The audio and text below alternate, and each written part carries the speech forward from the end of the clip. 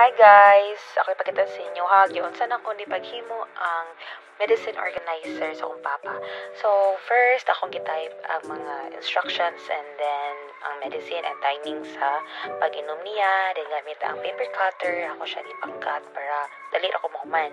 And then after na guys, gamit ning laminator and then laminating film. Ako i-laminate ang katong mga label kay actually ganahan ko magamit og sticker pero kung mabasa man good basig unyag mag-fade or mapangit ang label, so ako na siya gilaminate and then kapuyan po pangita og sticker man good, so mo na siya dali mo ko nalang mo ko gamit gaana ani, so karon na lang akong gigamit ako ang mga gamit and then cut na punta after ana kaning mga balanayin guys, ako din yung napalit sa Kisano Bulwa. Kana siya tag 25 ang isa, so upat na kabuok akong ipalit.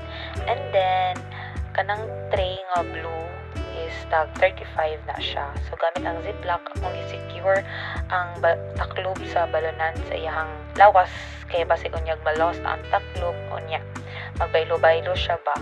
So inana para dili maglibo kong papa. So, more na siya guys. Thank you sa pagtanaw. Ito nalingaw mo. Bye!